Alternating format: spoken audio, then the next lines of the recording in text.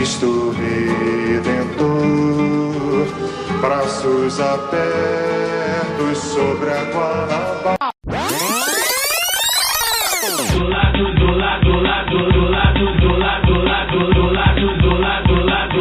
de cá. Do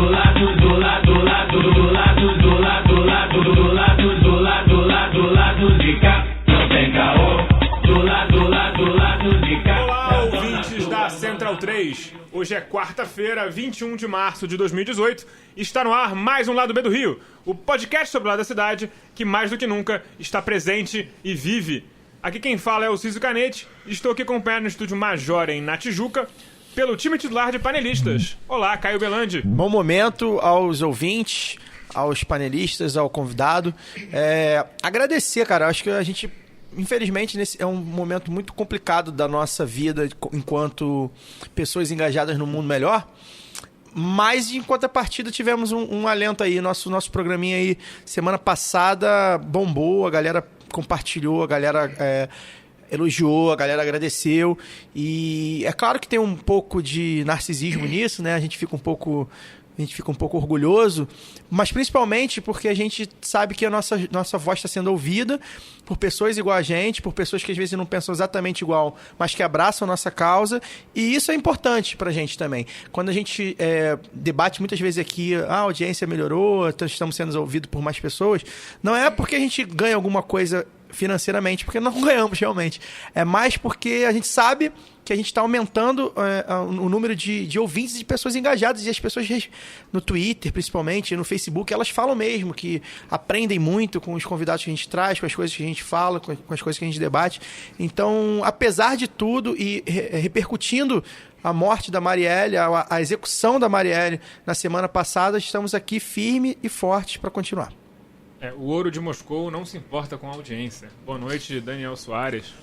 Boa noite para todo mundo. Agradecer aos ouvintes de sempre, dar boa-vinda a eventuais novos ouvintes.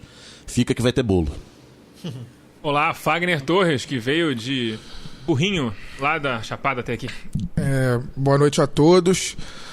Estamos aqui mais uma vez, de volta, num momento muito difícil. Passei a semana inteira pensando como seria estar aqui de volta em mais um programa para falar as verdades que a gente procura falar, mas verdades embasadas, com nossas opiniões, com os nossos convidados. Não está sendo fácil ainda, é uma perda que nós tivemos muito, muito absurda, muito bruta, muito covarde. Uma semana onde a gente praticamente, eu particularmente, não pensei em absolutamente nada, a não ser isso. Sendo muito difícil em casa, enfim, com uma companheira que era muito amiga da Marielle e que está sofrendo muito a perda dela. Mas estamos aqui, né? Marielle viveu, e os 38 anos que ela viveu foram muito bem vividos em prol de uma sociedade mais justa, mais igualitária, menos racista, menos preconceituosa. E ela morreu justamente por conta de sua luta, né? Então, quem morre por conta da luta não morre, vive para sempre. E Marielle está aí. Morreu, pode demorar, mas muitas Marielles ainda virão pela frente. Se quiseram calar a voz dela, acabaram criando um mártir aí que vai ecoar pelo resto dos tempos. Vamos lá.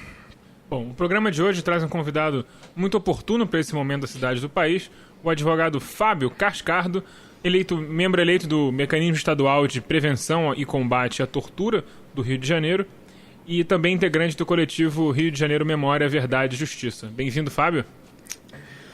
Bom, um salve a todos os ouvintes, um agradecimento e já parabenizando os companheiros do Lado B do Rio pelo trabalho que vem fazendo aqui nesse podcast, uma ferramenta importantíssima de comunicação para colocar as pautas importantes aí, não só da luta por direitos humanos, que é um pouco do tema que a gente vai tratar hoje, mas das lutas políticas que acontecem na cidade do Rio de Janeiro, sem isenção. Hoje, concordo, é um dia super difícil de estar aqui com o microfone. Tá difícil de falar ainda, mas a gente tem que buscar essa força de retomar, né, a fala pelos direitos humanos, pelos direitos sociais, pela inclusão social, contra o racismo, pelo direito das mulheres, da população LGBT. Nós perdemos não só uma vereadora, não só uma militante, mas uma liderança das causas populares aqui do Rio de Janeiro. E é muito difícil falar sobre política e sobre direitos humanos nessa situação, mas vamos lá. Bom, Fábio, conta pra gente o que é esse mecanismo que você integra e por que esse negócio aí de aplicar direitos humanos na política de segurança pública acaba sendo positivo para todos, inclusive para os policiais e demais trabalhadores da segurança pública. Olha, Desculpa, qual foi a primeira pergunta que você fez mesmo? O que é o mecanismo? O que é o mecanismo? Isso. O mecanismo é um órgão vinculado à Assembleia Legislativa do Rio de Janeiro. É um órgão de direitos humanos vinculado à Assembleia Legislativa, mas um órgão independente. Esse órgão ele cumpre um protocolo internacional, o protocolo facultativo à Convenção contra a Tortura da ONU, que o Estado brasileiro assinou esse protocolo em 2007 e se obrigou a criar órgãos independentes para monitorar a situação das pessoas privadas da sua liberdade. Então, não só o sistema prisional, mas o sistema socioeducativo, hospitais psiquiátricos, abrigos, porque essas pessoas nessa situação, elas estão em especial situação de vulnerabilidade. O Brasil demorou bastante tempo para cumprir com esse tratado internacional que firmou em 2007, e o mecanismo do Rio de Janeiro é o primeiro mecanismo criado no Brasil, vem funcionando já há 6 anos, é muito bem avaliado pelas próprias Nações Unidas, pelo trabalho que desenvolve, mas também hoje em dia nós temos o Mecanismo Nacional de Prevenção e Combate à Tortura, o mecanismo de Pernambuco, e no Maranhão está em fase de selecionar os membros que vão integrar o órgão. Então é um trabalho que felizmente tem avançado para conseguir gerar transparência, crítica e denúncia sobre aquilo que acontece dentro do cárcere, porque essas instituições totais, elas são invisíveis, elas tentam ocultar a violência que acontece ali dentro, e só quando você tem garantias legais para poder entrar, para poder denunciar com segurança, que esse trabalho pode acontecer. Mas assim, que tipo de violência a gente está falando aqui? A gente está falando, obviamente, quando você fala de tortura, a gente pensa inicialmente naquela cena mais tétrica da tortura física, etc. Mas o seu mecanismo, ele também verifica denúncias de abuso psicológico, esse outro tipo de tortura que são praticadas em prisões em geral? Isso, a gente aplica nesse trabalho o conceito de tortura que é entendido pela ONU, que é um conceito mais amplo da ideia de tortura que se possa ter, amparado nos tratados internacionais, especialmente a Convenção da ONU e a Convenção Interamericana. Tá? Mas o Brasil também tem uma lei bastante ampla com relação ao que é a tortura. E a gente pode entender que a violação de direitos humanos cometida dentro do cárcere, ela já se configura pelo menos como uma situação de maus tratos, situação degradante. Isso já está no espectro do nosso trabalho. Então, se você pega somente a situação de abandono a que estão submetidas as pessoas lá dentro, isso já configura uma violação de direitos humanos, já é nossa atribuição tentar reverter esse quadro, denunciando, fazendo recomendações às autoridades, fazendo diálogo com as autoridades e passando essas informações para a população, que talvez seja o principal aspecto do trabalho, que é dar essa transparência, essa visibilidade para o que acontece lá dentro. Então, por exemplo, no Rio de Janeiro você tem um quadro atual de que falta alimentação, falta remédio, falta vestimenta para as pessoas privadas de liberdade, presos e presas, tanto no DEGASE quanto no sistema prisional. Isso é situação degradante, de maus tratos, e pode configurar também tortura, né? A tortura, a gente tem esse conceito mais clássico, né, que você citou, que vem do nosso imaginário, da ditadura militar, né, de uma pessoa sob investigação, num interrogatório, sendo violentada para dar alguma informação, para confessar algum crime. Ou só porque estava entediado também. Mas é muito mais amplo do que isso, né? A tortura não é só isso. A violência física, psíquica, moral, ela está amparado nas convenções internacionais, que isso também configura forma de tortura. O mais difícil aqui nessa situação, na verdade, por exemplo, a gente, no Brasil, entender que a tortura, conforme os tratados internacionais de direitos humanos, é sempre um crime praticado por agentes do Estado ou com a concordância, né, o incentivo de um agente do Estado. No Brasil, a lei que instituiu, né, tipificou o crime de tortura, considera que agentes privados podem protagonizar também o crime de tortura, o que é bastante complicado, porque diante do cenário de seletividade penal, né, em que as pessoas negras e pobres são especialmente vulneráveis diante da situação da prisão, elas são mais encarceradas, elas são privilegiadas de serem vítimas do sistema criminal, da política criminal.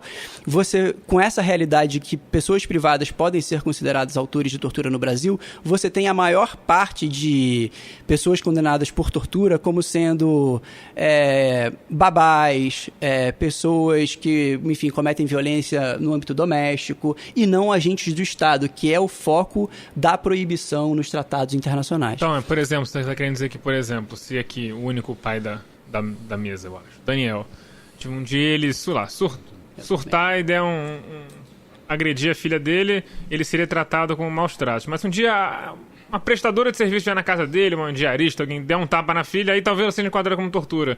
Só pela questão da condição social dela. Isso. A legislação brasileira já tinha meios suficientes para recriminar essa prática, né, com crime de lesão corporal, de tentativa de homicídio, né, os agentes privados já poderiam ser já poderiam ser punidos por essas práticas que a gente não quer ver acontecer. Só que o crime de tortura ele tem na legislação internacional um foco, que é essa prática estatal contra civis. No Brasil se adotou uma tipificação mais ampla, que faz com que muitas pessoas sejam condenadas pelo crime de tortura, apesar de não serem agentes do Estado. E é muito incomum, muito raro você ver agentes do Estado sendo condenados por essa prática. Só para concluir a pergunta que abriu o programa, então, assim, por que, já que você se alongou de um lado, acabou esquecendo do outro, por que então que o seu trabalho, o trabalho de monitoramento é importante também para os agentes estatais da segurança pública? Olha, a defesa, a promoção, a garantia dos direitos humanos, ela beneficia toda a sociedade. A gente vive num mundo, atualmente, em que um mundo convulsionado, né? Em que os conflitos internos, os conflitos sociais se espalharam pelo globo, estão por todos os lados. E é muito difícil, diferentemente de pouco tempo atrás, é muito difícil de entender de onde parte essa violência, qual é a motivação dessa violência. Há pouco tempo atrás você tinha um conflito global ideológico muito claro, né? De um lado, o mundo dividido, né, na Guerra Fria, e a gente conseguia identificar mais facilmente o que fazia uma pessoa não enxergar os direitos das outras, né? Tinha um viés ideológico nisso daí. A partir dos anos 90 fica muito complicado de entender como é que o mundo continuou convulsionado, os conflitos internos se espalharam ainda mais, as sociedades continuaram se dividindo e criando barreiras entre seres humanos. E ficou muito difícil da gente compreender quais são as causas disso daí. A gente entende que o sistema prisional ele é um problema global também. Ele não é um problema só da cidade do Rio de Janeiro, é bem importante deixar isso claro. São 11 milhões de pessoas presas em todo o mundo hoje, né? O número de 2017. No Brasil, 726 mil. No Rio de Janeiro, 51 mil. É um fenômeno global de divisão social, né? Essa política de encarceramento, os dados mostram que ela não tem servido para diminuir a violência urbana, né? A violência social, a violência provocada pelos estados, por agentes infralegais, né? Não tem nenhum motivo pelo qual se poderia subentender que a defesa dos direitos humanos dessas pessoas prejudicaria a atividade policial. Pelo contrário, quando a gente fala dos direitos humanos, a gente também fala dos direitos dos agentes penitenciários. Nós entramos nas unidades prisionais, conversamos com os agentes penitenciários sobre os direitos trabalhistas deles, sobre os atrasos salariais, sobre a violência a qual eles estão submetidos, sobre a insalubridade do trabalho que eles vivenciam e não ganham adicional por conta disso. Então, os direitos humanos eles se propõem realmente a serem universais, válidos para todo mundo. Mas existe uma ideologização atualmente na sociedade e que está muito associado a esse discurso da segurança pública de que os direitos humanos não valeriam para os agentes de segurança. Isso é uma versão assim, completamente equivocada do que defendem os defensores de direitos humanos e os tratados de direitos humanos. Mas só com informação a gente vai conseguir transformar esse entendimento, porque ele não está pautado em nenhum tipo de concretude, né? É claro que a gente denuncia a violência policial, mas a gente, claro que denuncia também a violência cometida contra agentes, contra seguranças e etc.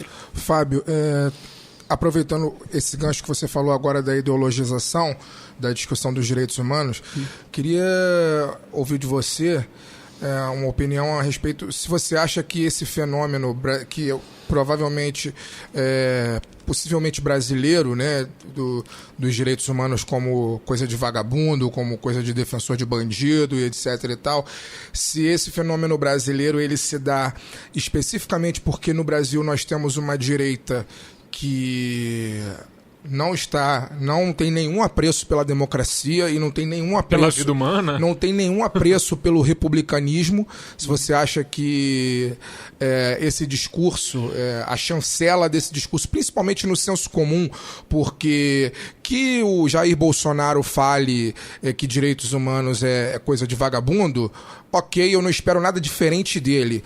Agora, quando eu começo a ouvir de uma senhora de 80 anos no metrô, quando eu ouço do meu tio num churrasco, aí sim é que me complica, porque que me deixa tenso. Porque são essas pessoas que reproduzem o discurso do Bolsonaro. E aí eu pergunto pra você, você acha que esse discurso especificamente no Brasil se dá porque aqui no Brasil é impossível ter algum tipo de republicanismo diante dos espectros ideológicos de direita e esquerda, por mais que a esquerda busque a luta institucional e democrática e republicana, como a direita não está nem um pouco afeita a esse tipo de discussão, a esse tipo de luta, você acha que por isso que o discurso de bandido bom é bandido morto cola no Brasil? Fagner, essa é uma boa pergunta. Eu dialogo com vocês nesse sentido, sem ter uma resposta muito clara do que acontece. A gente sabe que essa direita no Brasil defendeu décadas de ditadura militar, então realmente não é um grupo com muito apreço à democracia e às garantias individuais. Mas, assim, desde a redemocratização, com a Constituição de 88, você tem a direita no Brasil defendendo os direitos humanos, dando certa prioridade a essa pauta, né? O Ministério de Direitos Humanos e as políticas de transição, por exemplo, com garantias, reparações às vítimas da ditadura militar, começaram lá no governo Fernando Henrique. Tem um histórico de defesa dos direitos humanos já na democracia que sim passa por partidos, né, como o PSDB. Isso tem a sua marca aí na história. Agora, acho que mais recentemente, realmente, parece que a direita vem sendo levada para a extrema-direita. Eu vim aqui num outro lugar, né, como, vamos dizer, de especialista em direitos humanos e menos para comentar a política. Imagina, você é convidado, tem que comentar de tudo. Mas claro que eu também tento fazer as minhas análises. Por exemplo, lá na LERJ, a lei que cria o mecanismo é assinada pelo PSDB, pelo PMDB e pelo PSOL. Então você vê que os direitos humanos eles podem sim ter completa entrada, né, dentro do pensamento liberal, sem sombra de dúvidas, social-democrata. Mas nos últimos anos parece que isso tem se acirrado, que não está sendo uma exclusividade desses clowns, né, de bolsonaros, essa coisa de negar simplesmente os direitos humanos, mais do que negar, criminalizar, pedir a morte, né, falar que é bandido, que é bandida, que mereceu morrer. Isso é muito grave, a gente fica arrepiado de falar, porque é muito além da negação, é a violência contra quem defende. E isso não é um fenômeno só também brasileiro, né, porque a gente vê na Colômbia, no México, em El Salvador, em Honduras, o Brasil está seguindo essa tendência. Nada acontece só em uma localidade, né? Na América Latina a gente segue ondas, fenômenos contextualizados. E infelizmente quando a gente olha ao nosso redor, a gente vê que o Brasil está caminhando para esses números de homicídio absurdos que você tem no México. Agora, nas eleições da Colômbia, foram 31 candidatos assassinados e a gente não quer chegar lá. E, assim, criminalizar os direitos humanos é o caminho para chegar nesse cenário. Então, eu acho que tem essa direita que tem esse projeto para o Brasil, que é uma direita que, mesmo nessas siglas partidárias que eu mencionei, PSDB, ocuparam espaços que a gente não tinha lá dentro. Né? Esses espaços também foram ocupados dentro dos partidos de direita, segundo o meu entendimento. Talvez isso tenha a ver com os anos em que o PT esteve no poder, né? Mais de uma década, em que o PT ocupa um lugar central na política e a direita precisa ir mais para a direita para ter um discurso, né? Que colhe na sociedade. Mas, enfim, vamos ouvir vocês, porque eu fico na dúvida. Eu ia falar exatamente isso que o Fábio falou no final da fala dele, né? Que já é consagrado nos debates sobre política, que o PT no poder, ao adotar uma estratégia social liberal, digamos assim, ocupou um lugar que o PSDB ocupava ou pretendia ocupar e empurrou o PSDB e seus aliados para a direita. E, embora a radicalização política dos últimos anos tenha levado esse discurso para fora do pântano, digamos assim, né? E nas redes sociais e tal, o preconceito contra a ideia dos direitos humanos sempre teve aí, né? A gente, com pouco menos de 30, ou já 30 e muitos, como eu, a gente, criança, lembra de qualquer festinha de família, alguém fala, esse não é o pessoal dos direitos humanos, é fogo, não sei o que lá. Não se criaram eu ouvia muito isso, não se criaram nos Estados Unidos, vieram pro Brasil. Como se não houvesse corregedoria de polícia nos Estados Unidos. O pessoal nem entende o seriado policial que assiste. Como se não houvesse uma Constituição nos Estados Unidos que primeiro o direito das pessoas fosse o direito de liberdade de expressão. O nome se chama Declaração Universal, não Declaração Brasileira, né? Pois é, que faz 70 por anos, aí. que faz 70 anos esse ano, inclusive. Não é universal do tipo Miss Universo e tal, assim, de e aí, verdade pra todos. esse discurso sempre esteve aí no submundo da sociedade, falado nas festinhas de família, nas piadinhas, mas não ganhava a luz, né? Tanto que no governo Fernando Henrique foram tomadas as primeiras iniciativas oficiais nesse sentido e tal. E quando a centro-direita brasileira é empurrada para a direita, os clowns que antes eram engraçados, falavam sozinho, né? Acabam ganhando certo protagonismo. Isso é uma coisa. A segunda coisa que eu queria pedir pro Fábio falar, que o trabalho dele implica em visitar unidades prisionais e unidades socioeducativas, né, por toda a cidade e por todo o estado. E na sequência do assassinato, da execução da Marielle, eu me envolvi em algumas discussões de grupo de WhatsApp. Até escrevi sobre isso lá no site procura esse texto, do lado bom. B. O único texto bom no site. O único texto realmente bom no site até agora foi esse. Aí quando eu comentei sobre... O pessoal, não, porque quem tá preso não tem que ter direito a nada. Saiu essa fala. Aí eu falei, mas o que seria? De um agente público. Não era um agente público. Era um fascista de ocasião. Tá. Aquele cara que lança e... Vamos ver se cola. Vamos ver se cola. E aí eu fiquei questionando ele, mas vem cá, o que é não ter direito a nada? Não pode comer? Não pode dormir? Não tem, aí o cara ficava só nessa, né? Na frase de efeito. Não tem que ter direito a nada, não tá lá porque foi obrigado. Coisa boa coisa boa não fez. É bom lembrar que cometeu crime porque quis. 40% dos presos no Rio de Janeiro são presos provisórios. Eu nem entrei nesse mérito. E aí fiquei tentando instigar ele a falar o que seria. E o cara, não tem que ter direito a nada. Eu falei, e você acha que o cara ele tem que ir pra lá e ficar pra sempre? Ou ele vai sair um dia? Não, depois de cumprir a pena vai sair. Falei, então você quer que o cara passe 10, 20 anos comendo lavagem, dormindo no chão, no mijo e no cocô e tomando porrada, e você quer que ele saia legal, que ele saia tranquilo. Voltar um cara supimpa pra sociedade. Vai sair de lá um monge. Vai pro monge, vai procurar um trabalho e vai trabalhar de carteira assinada. Vai passar no vestibular. Vai passar no vestibular e entrar pra igreja. Você quer que faça que aconteça isso. Aí, esse cara ficou quieto. Mas a fascista ativa, conforme eu categorizei no texto, que é trabalhadora da segurança pública, agente público, falou, não, mas é mentira, que você já foi numa cadeia? Porque numa cadeia eles têm de tudo. Tem sofá, tem televisão. A do Sérgio Cabral tem. Até ar-condicionado portátil. Ela quer morar lá? Eu já vi. além dessa pergunta que eu sempre faço, se a cadeia é tão legal, então vamos nos mudar pra lá, porque inclusive é de graça, né? Aluguel tá caro, pagar financiamento. Deve ganhar Bolsa Família, inclusive, no né? Rio de Janeiro hoje tá muito caro. Rapaz, então, a gente entrar no assunto do auxílio reclusão aqui, a gente não então eu termina, queria... melhor nem- não vamos Ninguém dizer- ganha auxílio reclusão, esquece. Ninguém ganha, porque o cara tem que ser carteira assinada, né? E nunca vi, tipo, 99% das pessoas presas não devem ter carteira E também o assinada. valor é completamente superestimado. Durante esses Sim, memes, sim. você vê que fala 10 mil R$1.000 reais de auxílio é, reclusão. Bolsa Bolsa, por filho. Bolsa Família, todo mundo sabe que é 15 mil reais por filho. Todo mundo sabe disso. Então eu queria pedir pro Fábio contar o que ele vê nesse paraíso, nessa colônia de férias que são as unidades prisionais e socioeducativas. Imagina um do Rio de Janeiro. ar-condicionado portátil numa cela de 2 metros com 30 cabeças. Mas Não, continua- você deixa o bangou Fábio a falar. parede sua, amigo. Não tem Vai lá, ar-condicionado Fábio. que dá vazão pra aquilo ali, não.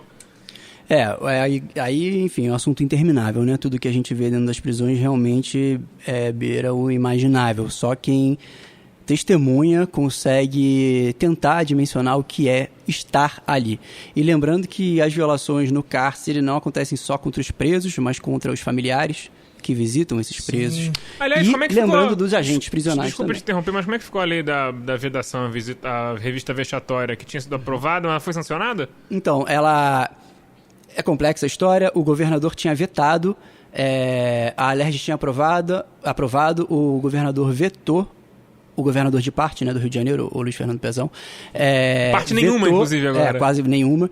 E voltou para votação na Alerj, porque a Alerj podia derrubar o voto, e essa votação não aconteceu e tende a não acontecer. Parece que a gente vai conseguir. Meio que sentaram no processo. Porque viram que ia perder, o que é ótimo, né? Viram que o veto ia ser mantido. Tá. E aí parece que vai continuar sendo proibido a revista íntima vexatória nos familiares das pessoas que estão lá. O sistema prisional no Rio de Janeiro, e é importante sempre lembrar que o sistema prisional nos estados muda muito. Cumprir pena num estado não é a mesma coisa que cumprir pena num outro estado, o que já é totalmente violatório da lei de execução penal, né? A pessoa comete um crime e deveria pagar por esse crime da mesma maneira, mas isso não acontece. As situações são muito diferentes, todas desoladoras, mas todas bem diferentes. No Rio de Janeiro, é uma situação assim, na porta de entrada, por exemplo, que é as unidades onde se entra no sistema prisional, onde se fica preso provisoriamente, a situação é de abandono completo. Assim. As pessoas que estão ali, elas estão piores do que no estado de mendicância.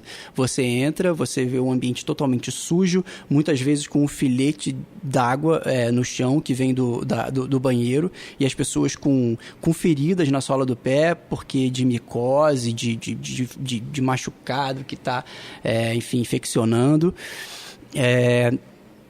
O ambiente fétido, sem colchão. Gente que não foi nem condenada ainda. Gente que não foi condenada ainda. Aliás, chama muita atenção, não só 41% dos presos no Rio são provisórios, mas tem mais gente presa 24 horas por dia por estar presa provisoriamente do que por estar cumprindo o regime fechado de prisão. Tem a galera que está nos outros estilos de Porque regime. tem os outros Quem regimes. tá condenado tem direito à progressão, quem provisório não tem. Exato. Então tem mais gente sem julgamento 24 horas por dia atrás de uma grade do que nos outros regimes. O que mostra esse direito cautelar é o que está valendo atualmente, né? Você não precisa de um julgamento para efetivamente prender alguém, submeter alguém a esse controle institucional e essa violência institucional.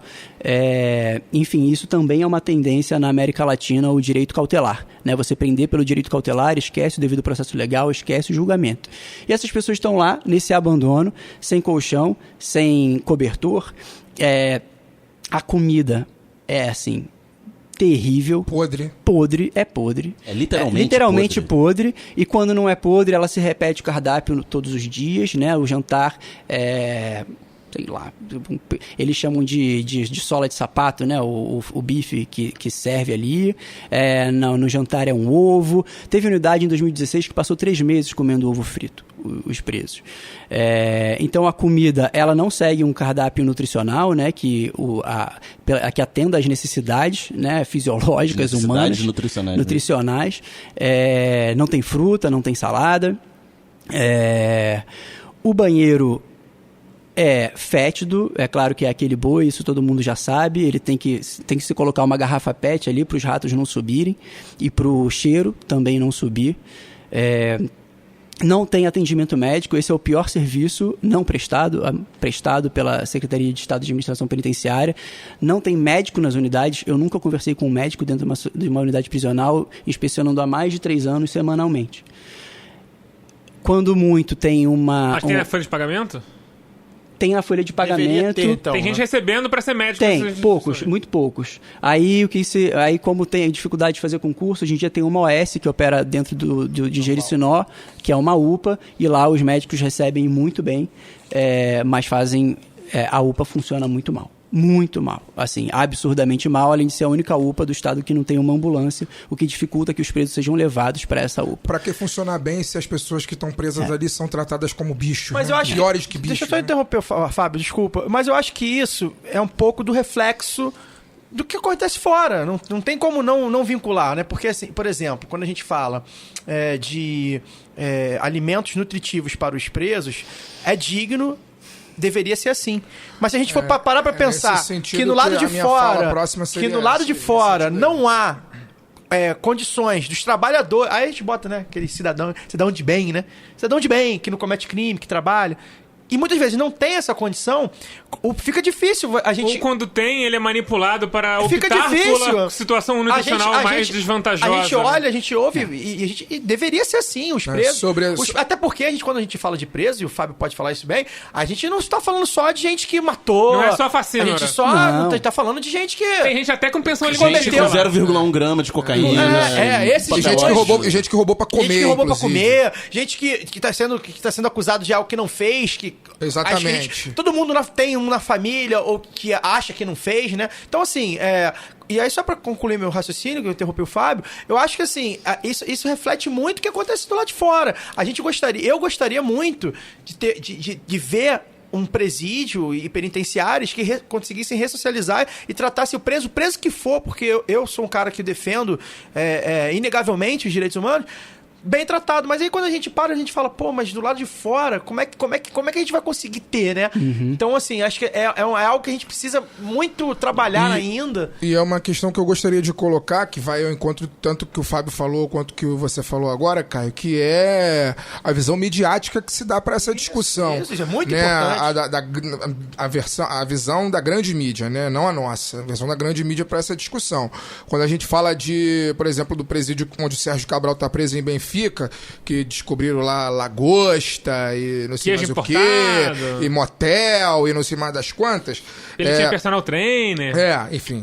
A escandalização que se dá pra isso é no sentido que, tipo assim, não era pra ter nada, né? Não era pra ter nada. O certo seria que não tivesse... Não. Mas eu não quero... concorda que lagosta é um exagero. Vou chegar lá. Não, eu acho que o Sérgio Cabral preso não tem que ter lagosta na cadeia. Mas ele também não precisa comer comida podre. Não. Assim como o cara que... Assim como que ele merecesse. assim que a pessoa que esteja presa em Jericinó, que já é um complexo penitenciário muito pior do que onde ele não, tá o complexo onde cumprindo pena. O complexo onde ele estava cumprindo pena, porque ele foi pra Curitiba, sim. Assim, ele foi reformado para a presença dele. Sim. Né? Então ele tá zerado. O errado... O errado é que ou melhor, o errado é que todo mundo coma comida podre. Esse que é o errado. O errado é que todo mundo tenha que, quando vai utilizar o banheiro, não tenha um vaso sanitário. Isso que é o errado. A simetria de direito. Exatamente. Nivela por baixo. Porque a questão é a seguinte, o que nós temos que pensar aqui, né, brasileiramente falando, é que o brasileiro gosta muito de se inspirar, né, nos exemplos. Gostaria muito que o Brasil fosse considerado um país desenvolvido, sem corrupção, e de primeiro mundo. Só que quando se fala em direitos humanos, a gente quer aplicar as regras daquilo que é mais atrasado que a gente. A gente quer quando se fala, as regras da Líbia na Guerra Civil agora. Na Líbia se fala das Filipinas. Porque com Gaddafi era melhor. Filipinas, das Filipinas, né? Como é que a gente quer que o Brasil... Como é que a gente quer que o Brasil... Como é que a gente quer que o Brasil seja um país de primeiro mundo se na hora da aplicabilidade da lei a gente aplica as leis da Indonésia? O desenvolvimento da Suécia e as leis da Indonésia. Essa é a pergunta que fica. Mas nos Estados Unidos não tem direitos humanos, né, cara? É o que disseram. Você estava comentando sobre o PSDB, eu acho que então é legal pra gente terminar o bloco falando sobre o PCC. São siglas, né? São siglas que eu pensei. Tem alguma relação uma coisa com a outra? São siglas Começa muito com P. São Não, siglas é muito porque fortes em São Paulo. Tem uma explicação. É porque o PSDB, governa o estado de São Paulo há 612 anos. Antes da chegada dos portugueses, já tinha PSDB. Antes do PSDB ser fundado, ele governava São Paulo. Isso é verdade. O Franco Montoro, que foi governador lá nos anos 80, fundador do PSDB, foi governador de São Paulo antes de fundar o PSDB. Então, o PSDB, antes do PSDB, já tinha PSDB. E o PCC, ele se criou muito nas penitenciárias paulistas, em grande parte por se aproveitar desse sistema lombrosiano da cadeia, de não ter nada. Ele começou a controlar Proteger o fluxo de itens de higiene pessoal para os presos e virou o que virou. Então, assim, eu não sei nem bem qual é a pergunta que eu posso fazer. Mas eu já sei o que falar. É isso que eu falo. Aproveita Então que o gancho é esse, ó. O gancho é esse. O gancho é esse, porque o Daniel tinha perguntado... Adianta negar direito humano para as pessoas? Essa é a questão. Exatamente. Já dá algum resultado positivo? O Daniel havia perguntado da condição do cárcere. Então, essa situação de abandono e violência gera um ambiente fértil para quê? Para que se crie um ambiente de autodefesa, né? O preso, ele está em situação de vulnerabilidade porque ele tem completamente reduzido os seus meios de autodefesa. Ele não tem como denunciar, ele não tem como se defender de uma agressão, ele não tem o que fazer. Ele não tem como conseguir um sabonete se não tem um sabonete, papel higiênico se não tem papel higiênico, comida se não tem comida. Esse ambiente fértil de precariedade é o ambiente propício para a organização de comandos paralelos, que façam frente à violência que vem do Estado, seja na forma de tortura, de agressão, seja nessa forma de abandono. Então, essas facções acabam oferecendo, dentro do sistema prisional, uma segurança para a população de presos que faz com que se gere um ciclo de violência. Quase um sistema social do cara. Tem tipo uma rede... É tipo uma seguridade social da facção. O Brasil é o país que o PCC é mais ligado nos direitos humanos do que muitos O governantes. PCC tem o INSS melhor que o INSS. É isso. É isso. É um ambiente totalmente fértil para aparecerem essas organizações. E é muito triste porque eu falo isso, assim, a gente coloca nos nossos relatórios, né, as unidades, elas sempre têm uma facção predestinada, o que já é uma forma de institucionalizar isso daí. Então, isso é muito grave. E dentro disso, o preso não tem nem a opção de não ir para a próxima de uma facção, porque as unidades neutras sem facção são as piores possíveis. Porque elas não têm esse meio de barganha com o Estado, que é um controle, um equilíbrio violento de forças, né? Sim. Entre as facções e o Estado. Um equilíbrio violento. Eu estou falando de equilíbrio pacífico, não um equilíbrio violento. Então, as unidades neutras são terríveis. Eles também são pré-classificados de acordo com o território de origem. Se a família vive numa unidade de uma determinada facção, ele obrigatoriamente é levado para uma unidade de determinada facção. E aí ele não tem essa opção de não se aproximar. Facção, ele vai passar a ser da facção. Ele vai passar a ser identificado pelo Estado com certeza. Muitos deles não virão a ter vínculos com essas facções depois de sair do sistema prisional, mas ali dentro ele vai precisar dialogar, entender como é que funciona, né, essa hierarquia das facções, que é uma hierarquia violenta, uma hierarquia de que eles são colocados como soldados que obedecem ordens.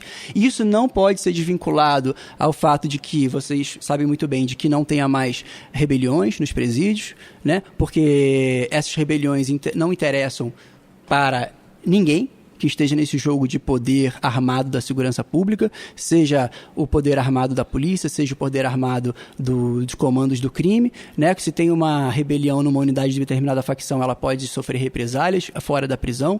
Então, isso acaba funcionando para a institucionalidade em prejuízo completo, assim, dos indivíduos que estão lá dentro, dos direitos humanos dessas pessoas. Elas não têm essa opção. O sistema prisional acaba funcionando com essa lógica e por isso que o sistema prisional ele é um laboratório, uma lente muito importante de se conhecer para entender o cenário da segurança ou da insegurança pública.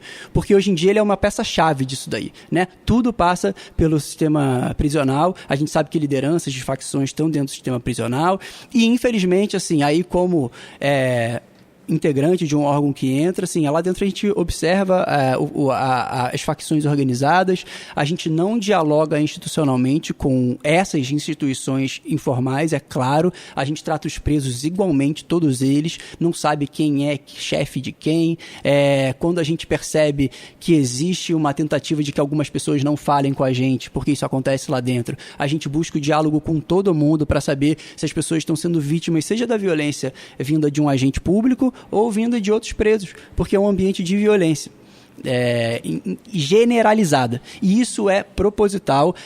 Quando teve os massacres em 2017, isso aconteceu por conta de pactuações e repactuações de facções criminosas. Esse foi o motivo pelo qual aconteceu, o motivo direto pelo qual aconteceu, mas a existência das facções dentro do sistema prisional são uma política de Estado. Maranhão, são reflexos... Rio Norte, Roraima. São reflexo de uma política de Estado. Amazonas, Rio Grande do Norte e Roraima, né?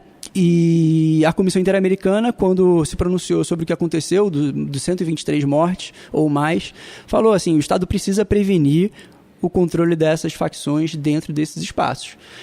Isso é inaceitável. Mas aí a gente vê que, na verdade, é o plano, né?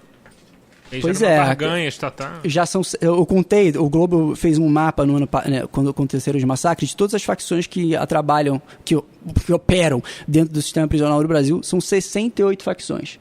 Agora, todos nós sabemos aqui, será que a tendência é elas ficarem assim divididas ou elas irem se centralizando? Como toda empresa no capitalismo, né, a tendência é virar um monopólio. Mas só para terminar aqui rapidinho o bloco, eu acho que seria legal a gente falar sobre a questão dos presídios femininos, até porque teve a questão de mães, de presas provisórias que recém viraram mães e teve parto na cadeia. Teve parto na cadeia e rolou um HC coletivo do STF para impedir isso, e tem vários juízes se negando a dar habeas corpus, mesmo com decisão do STF, para liberar essas mães. Então, se você pudesse falar um pouco da realidade do presídio feminino, que imagino que seja um pouco diferente, até pelo número de presos e tudo mais, como é que é essa realidade? Como é que é a realidade da mãe no cárcere? Que é uma coisa muito única, né?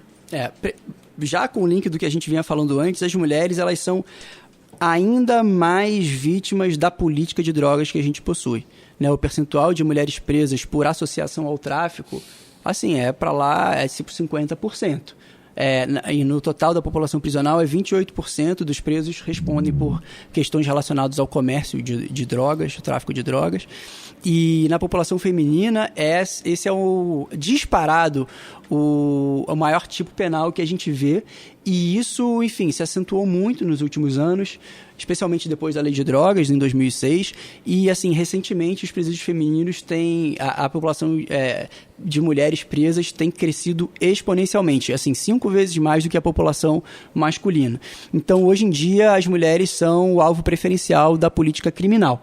É claro que, em números percentuais totais, elas representam uma fração ainda pequena da população prisional. No Rio, dos 51 mil pessoas privadas de liberdade, um pouco mais de 2 mil, 3 mil são mulheres. Agora, é a média de público do Campeonato Carioca.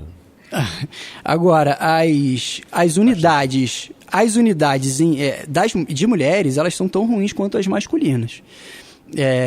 Não é melhor, e eu não sei se é pior, se é possível ser pior do que são as unidades masculinas. Mas tem um fator muito importante na questão das mulheres presas, que é o abandono ainda maior dessas pessoas dentro do cárcere, né?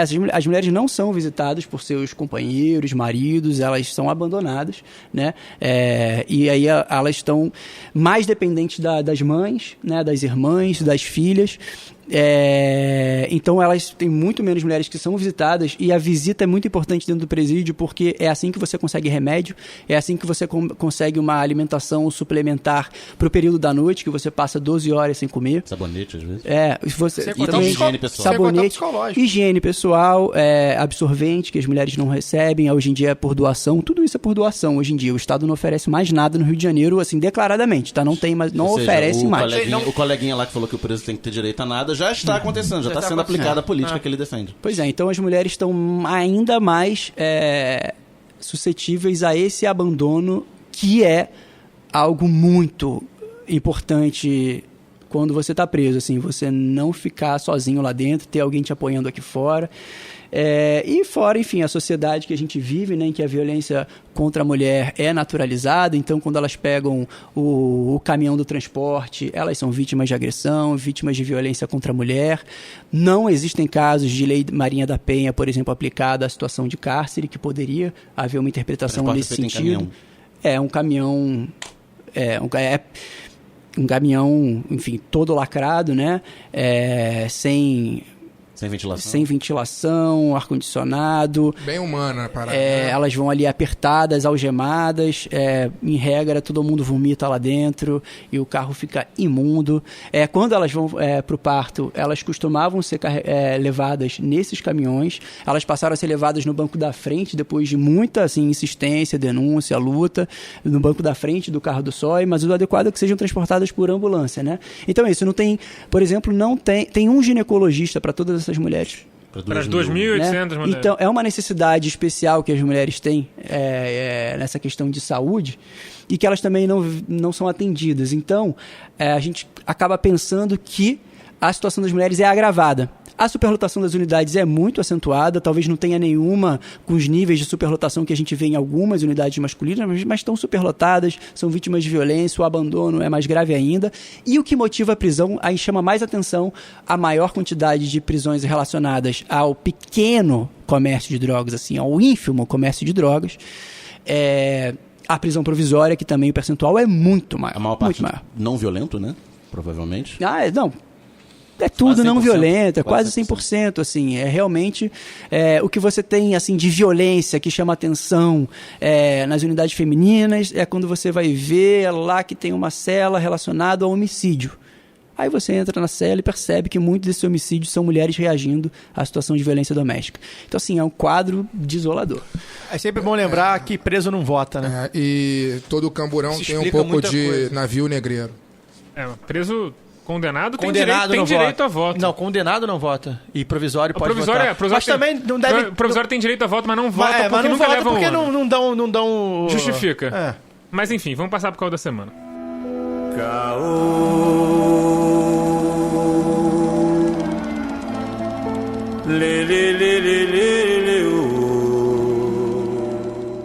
Uma semana depois da brutal execução da vereadora Marielle Franco e de seu motorista Anderson, persiste o choque. A repercussão do crime é muito maior do que muitos supunham. Atos populares seguem enchendo ruas países afora, figuras internacionais da arte e da política têm se manifestado. Marielle também foi capa de influentes jornais americanos e europeus. E diante dessa dimensão que o fato alcançou, a grande mídia brasileira, o Globo sempre capitaneando esse caminho, tenta capturar a narrativa, enaltecendo a sua figura pessoal, mas ao mesmo tempo esvaziando o significado político da luta da Marielle, transformando ela meio que como a mídia americana transformou o Martin Luther King. Enquanto isso, a investigação policial ainda não apresentou nada muito conclusivo.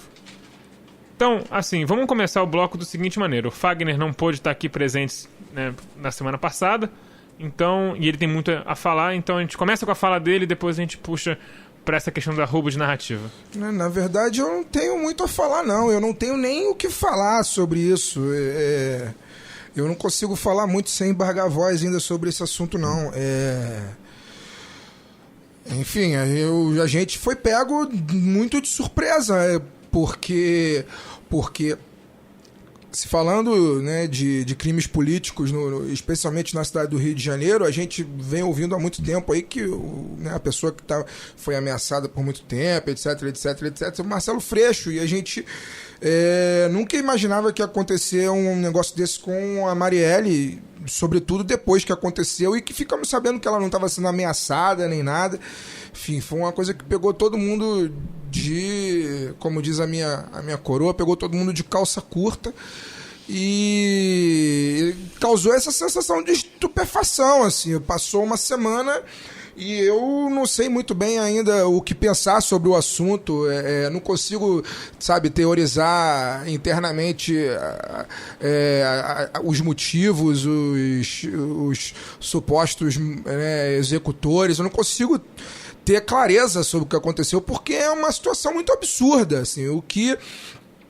A única certeza que eu tenho, e eu acho que os fatos mostram isso, mais que os fatos, né, as ruas mostram isso, é que quem pensou que matando Marielle, que a voz dela seria silenciada, acabou dando com os burros na água, porque Marielle morreu, de fato, mas hoje ela está muito maior do que ela era em vida, do que ela parecia ser em vida, né? Ela sempre foi uma pessoa gigante, quem a conheceu sabe disso, quem a conheceu de perto, quem acompanhou a militância dela nos mais de 20 anos em que ela militou nas favelas, nos pré-vestibulares comunitários. Só para poder, enfim, antes de eu voltar nesse, né, eu só quero trazer aqui um paralelo do que foi a Marielle, tá? Até para desmistificar essas fake news que estão circulando aí, que são absurdas, são ridículas. A gente não deveria nem comentar sobre, mas é preciso. Tem uma fake news que é muito curiosa. Eu conheço a Marielle, que é bizarra. Eu conheci a Marielle há 5 anos, né? O tempo que eu tenho de relacionamento com a Jolie. A Marielle foi amiga da Jolie de pré-vestibular comunitário. A Jolie fazia pré-vestibular na Mangueira e a Marielle na Maré. E as duas... quem não conhece pré-vestibular comunitário no Rio de Janeiro, pré-vestibular de favela no Rio de Janeiro, são, além de movimentos muito potentes, são movimentos muito unidos, assim. Pré-vestibular de favela conhece pré-vestibular de favela. A galera da Maré conhece a galera da Mangueira, conhece a galera dos macacos, conhece a galera de não sei da onde, conhece... São movimentos muito vivos. E Jolie e Marielle se conheceram, há 15 anos atrás, quando fizeram pré-vestibular de maneira contemporânea. Jolie passou para a UERJ e Marielle para a PUC. Depois que Marielle fez a universidade na PUC, Marielle trabalhou por 10 anos como assessora do deputado Marcelo Freixo, né? Inclusive coordenou o trabalho na Comissão de Direitos Humanos. Entre o trabalho de Marielle na Comissão de Direitos Humanos, ela atendeu centenas de famílias de policiais mortos por conta dessa maldita guerra às drogas, que a gente denuncia todo o programa aqui, que não é uma guerra às drogas, mas é uma guerra ao povo pobre e preto da cidade, né? Marielle fez um mestrado na Universidade Federal Fluminense, onde o objeto de estudo dela foi as UPPs, as comunidades. Sempre foi uma mulher combativa e referência. Eu não conheço uma pessoa que tenha convivido com Marielle que não diga que ela era uma referência. E aí eu também não estou dizendo só de mulheres negras da favela mais novas que ela, não. Eu conheço pessoas de classe média, brancas, que militam, que eram companheiros de Marielle e tinham Marielle como referência de luta. Marielle era gigante, era uma pessoa gigante dentro da militância de esquerda no Rio de Janeiro, que foi absurdamente tirada da vida, né? Absurdamente tirada da vida, que a gente não sabia onde ia parar. Porque eu acho que se as motivações, obviamente, não estão muito claras ainda, mas uma das motivações, eu acho que creio eu, que é justamente essa, né? Quem mandou matar ou quem matou Marielle tinha medo de onde ela poderia chegar, de ela sendo o que é, a potência que é. A Marielle representava, eu não sei exatamente a população favelada do Rio, 1/3, Daniel sabe, né? Números variam de 1/5 a pouco mais de 1/4. Então, Marielle, enquanto... 1,5 milhão, 2 milhões de pessoas. Marielle, enquanto figura humana, né? Ela representava isso. 1/5 da população carioca que começou na sua militância jovem, entrou para a universidade, fez o mestrado, começou na carreira política, se tornou parlamentar, se tornou figura de referência dentro do parlamento e não se sabia onde ela poderia chegar. E aí a burguesia, eu fico pensando, né, a burguesia que sempre castrou os sonhos da sociedade, olhando Marielle, devia pensar assim, o que essa mulher está fazendo aqui? Essa mulher socialista, negra, favelada, mulher, LGBT, o que ela está fazendo aqui? Então, eu acho que eu falei demais, mas eu acho que é um recado, eu acho que está bem claro o que a morte de Marielle significa para todos nós, que pensamos uma sociedade diferente, para todos nós que não pertencemos à elite financeira, política, intelectual. Intelectual, cacete. Intelectual Povo não é eu digo, intelectual. né? Esse povo não é intelectual, mas não pertencemos à elite financeira e política desse país, dessa cidade. Eu acho que é um recado claro, assim. Mas a gente não pode esmorecer. Assim, eu, nas horas que se seguiram o acontecimento, eu confesso que eu tive. O primeiro foi o choque, depois foi o choro e depois foi a dúvida, né? De como seguir, né? Mas eu cheguei à conclusão de que eu não tenho escolha, né? Eu não tenho escolha. A partir do momento que eu fui picado pela situação, né? A partir do momento que eu abri os meus olhos e que eu resolvi deixar a ignorância para trás, eu vi que é um caminho sem volta. Então eu não tenho escolha. A gente segue, vai seguir na luta, criando novas Marielles junto com novas Marielles. E é isso. Assim. Bom, pra gente poder falar um pouco da questão da narrativa em si, que eu até achei bastante... Eu não vou dizer que, obviamente, não foi inesperado. A gente esperava exatamente isso. Mas eu me surpreendi até com o tamanho da cobertura midiática. Eu achei que eles fossem dando mais uma escondida. Eu também achei até que por exemplo, veio até teve uma recomendação dentro da EBC, né? Isso. Que mandaram eles pararem de não falar... cobrirem os protestos. Só pode cobrir o factual da investigação. Isso. Os jornalistas da EBC protestaram. Como Falaram se os protestos não fossem factuais, né? Centenas de milhares de pessoas nas ruas. Não é relevante pro governo Temer, porque ele é uma pessoa que... Por quê, né? Eu acho que... Não é uma referência assim de pessoa que liga pra população, pra opinião pública. A questão da narrativa é importante a gente dizer, porque a Globo... Porque faz parte da existência do programa, inclusive. E da figura da Globo, mas a gente fala da Globo porque mirem na Globo. A capa da Veja também serve como exemplo, não tem problema. É só a Globo. A Marielle, até uma semana antes de morrer, ela era tudo que a Globo e a Veja execrava. E a Marielle sabia disso. Ela sabia, ela tinha plena consciência lutava contra disso. isso.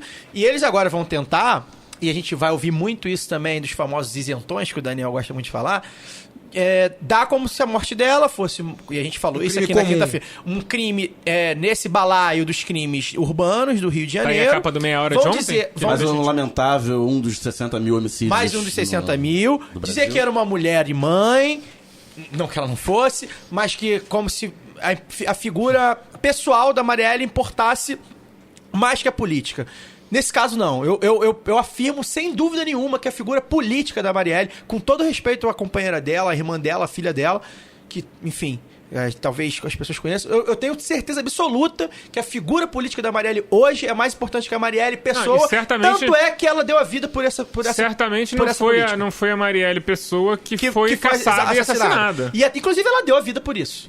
Né? Ela não morreu porque ela era mãe da menina, ou companheira da menina, ou filha da mãe dela. Né? Embora, como discutimos aqui na semana passada, haja um fator haja uma questão dela ser negra e mulher. Isso. Claro.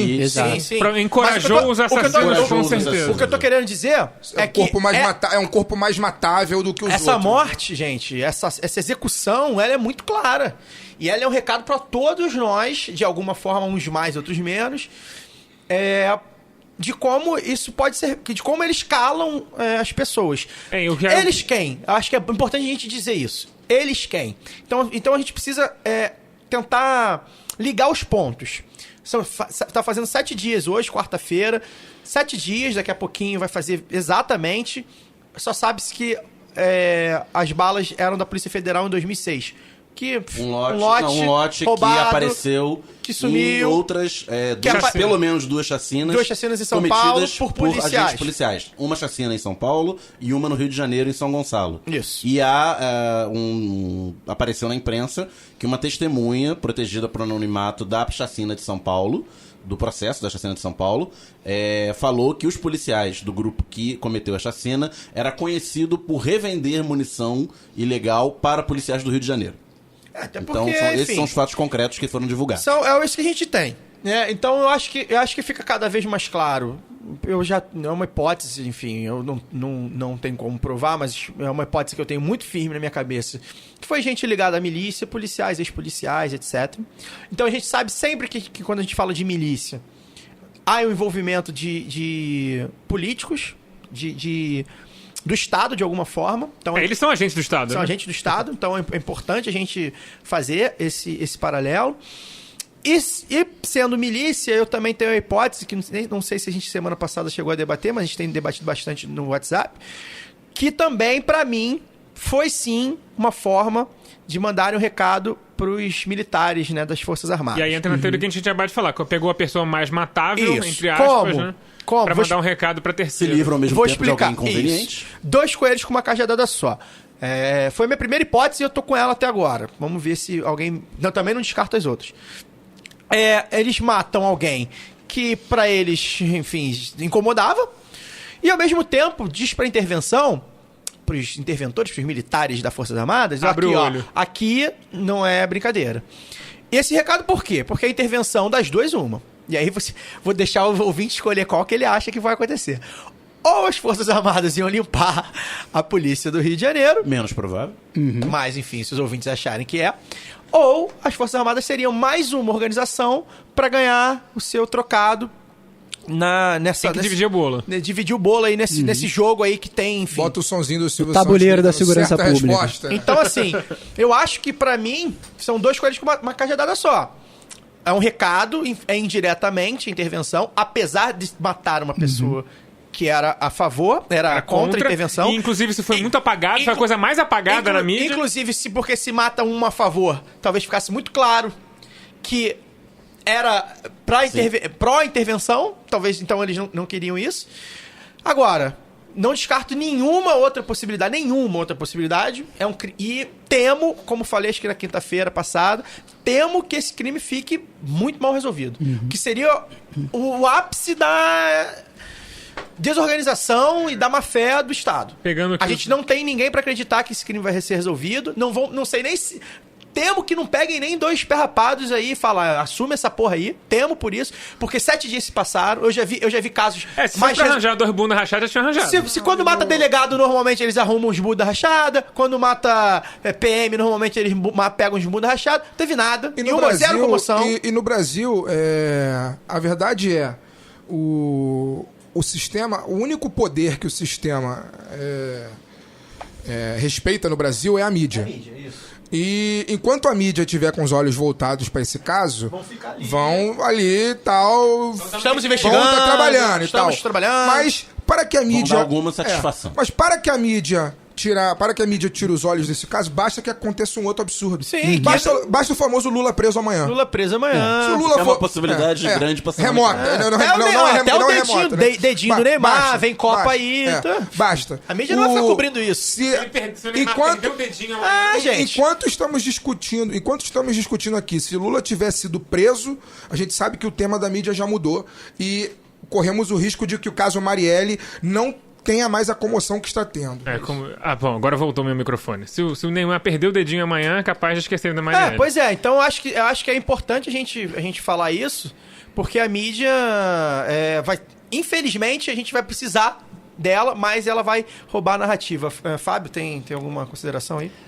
Eu tô totalmente atordoado por todas essas possibilidades. Você conhecia a Marielle e pessoalmente? diante do acontecimento, conhecia a Marielle, das lutas, né? Das lutas, desse espaço que nós ocupamos. Deve ter sido usado na própria LERJ, né? Na LERJ, antes de eu trabalhar na LERJ também, em alguns atos na própria Maré, onde a Marielle era, assim, indubitavelmente gigantesca. Há muito tempo, eu lembro de ato lá em 2011... Ato não, na verdade, a morte de um menino, enquanto a gente fazia um plano de direitos humanos na Maré, um dia que a gente estava um sábado construindo um plano com a população, o BOP entrou, matou um garoto de 12 anos ou menos, e a mobilização pelo plano já estava meio fraca, a gente, enfim, começando um processo de mobilização para pensar um plano de direitos humanos voltado para a Maré. Eu estava acompanhando, não estava tocando esse processo. E aí, enfim, acontecendo isso, a gente sai do galpão onde estava acontecendo essa reunião e fala, bom, vamos pensar agora o que fazer, né? Tem uma família chorando a morte de um garoto. Então fomos para a sede de uma ONG na Maré para pensar em encaminhamentos práticos diante do que tinha acontecido. Quando chegamos lá, estava a Marielle, que não estava na organização ali do Plano de Direitos Humanos, mas foi até a organização para pensar como ajudar aquela família. E quando a gente chegou lá, a Marielle nessa época ela era uma das assessoras da Comissão de Direitos Humanos da LERJ. E a presença dela era assim fundamental para aquele espaço, para que a gente fosse até a delegacia, acompanhando as famílias, que o procedimento acontecesse, garantindo que a família fosse escutada com respeito e se sentisse amparada, e o que fazer, assim, a direção que ela já dava ali quando ela era assessora da Assembleia Legislativa, da Comissão de Direitos Humanos, no espaço da Maré, assim, você já via toda a legitimidade política da atuação dela. E, enfim, oportunidades assim eu esbarrei com a Marielle, conheci, ela me conhecia, mas nunca trabalhei assim diretamente com ela lá na Assembleia Legislativa, não. Agora, sobre tudo que está acontecendo, eu posso concordar com essas possibilidades, mas também não estou descartando nada. Nem eu. Não estou descartando absolutamente nada. Nada. Agora, o fundamental da gente saber nessa hora é que, exatamente, a imprensa vai querer pautar o caso pela página policial, né? E a gente precisa disputar a memória da luta da Marielle, tudo aquilo que representava, e a única forma da gente fazer isso agora é estando na rua, nesses protestos. Vai acontecer uma nova pauta política na agenda política nacional, que vai tirar o foco da investigação do caso da Marielle, mas a gente precisa então estar na rua para não só que não seja apenas uma pauta policial, para que seja uma pauta de direitos humanos, de politização e não de criminalização da política, né, a memória da Marielle, mas para também que a investigação não pare, para que a gente consiga pelo menos uma resposta institucional, para que aí a gente possa pensar o que de fato aconteceu. Sim. Mesmo que eles não deem uma resposta agora pra gente, a gente precisa cobrar a resposta, a gente tem que saber o que aconteceu exatamente, e precisamos pensar essas ferramentas. Eu soube hoje que a Comissão de Direitos Humanos, a relatora para o Brasil, antecipou a vinda dela de novembro para maio, para junho, para cobrar o resultado das investigações no caso da Marielle, que está imbricada também com essa situação da intervenção, né? A gente sabe que as coisas podem estar relacionadas, então a gente precisa manter essa pauta viva nas ruas, que é o nosso espaço de comunicação. É importante que mais reverbera. Que se descubra não só quem matou a Marielle, mas quem mandou matar, que é muito mais importante. Isso. E é isso. Eu concordo plenamente com o Fábio. Assim, eu estava fora do Rio de Janeiro quando tudo aconteceu. Eu estava trabalhando na Bahia, no interior da Bahia. E desde então, desde que tudo aconteceu, óbvio que no primeiro dia não, porque eu fiquei completamente atordoado e sequer saí do quarto na quinta-feira. Mas na sexta-feira, passado o enterro, na segunda-feira, nos dias que eu fui para campo, que eu fui trabalhar com comunidade, né, no interior, com povoados, com assentamentos, eu não teve uma casa que eu não falasse o nome de Marielle. Porque eu chegava lá, obviamente, né, para conversar com as pessoas. Quando eu abria a boca, as pessoas já viam que eu era carioca, né? Quando não viam que eu era carioca, perguntava de onde eu era, eu falava, sou do Rio de Janeiro. E aí todo mundo falava, pô, o Rio de Janeiro tá assim, assim, assim, agora mataram aquela menina. E eu fazia questão de falar, mataram a Marielle, ela era uma grande mulher, ela era minha amiga, ela era conhecida, companheira, e era uma mulher séria, honesta, porque políticos honestos no Brasil, infelizmente, são poucos. E os poucos, ainda alguns deles morrem por serem honestos, por quererem o certo. Então, é isso que a gente tem que fazer. Falar de Marielle o tempo inteiro, não deixar a Marielle ser esquecida, falar em todos os lugares, falar o que ela defendia, né? A gente não tem exatamente o motivo pelo qual ela morreu, mas a gente sabe que ela também morreu pelo que ela defendia. Então, a gente tem que falar todo dia o que Marielle defendia. Bom, vamos aí passar pro terror do baile, que a gente tem muita gente pra esculachar. O terror do baile. O terror do baile.